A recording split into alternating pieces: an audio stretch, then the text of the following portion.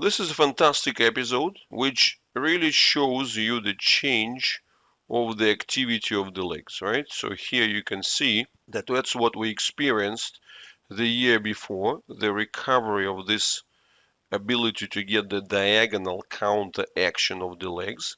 But that diagonal counteraction of the legs was still more descending from the torso. We were not seeing the participation of the toes, and we were not seeing the participation of the foot arch. And also that's why the heel on the left side was not really truly getting the load transfer, right? So you see it was kind of tentative. So it was just getting the touch on the ground, and when it would get a touch on the ground, the heel on the right would go up, right? So there was no real simultaneous comfortable load transfer. And what you're seeing now is a very different appearance. So first of all, you see how on the right leg you get the significantly increased activity of the toes. So, and then on the left leg, for the first time ever, see, instead of dropping the arch, you can see rising arch. You can see the true activity. And then with true activities, you then being able to observe how the toes continue to interact, and instead of getting the big lift of the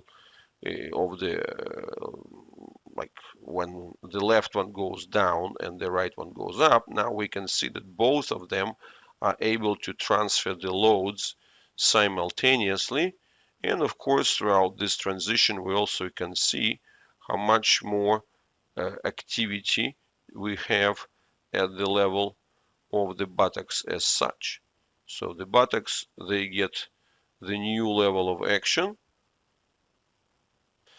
So especially if I compare these transitions, you would see that the buttocks before were not really getting that active, right? So you see, okay, there is an activity of the right buttock, but we see that the big part of it is actually the sinking which happens at the left side, right?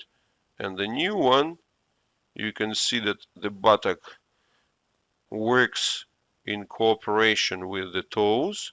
There is a transition to the arch, and then the whole landing goes in a much smoother way, and you can see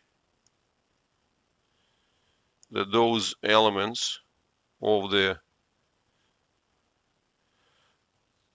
instability at the left iliac in respect to the spine, so that component is a lot more stable, especially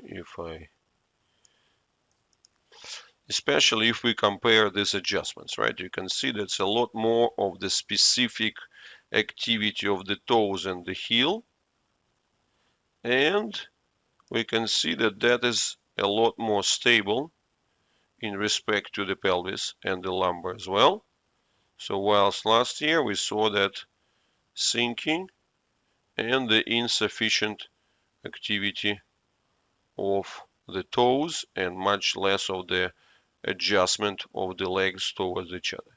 So that's obviously a very big change and a big evolution that we get through this novel ABR techniques that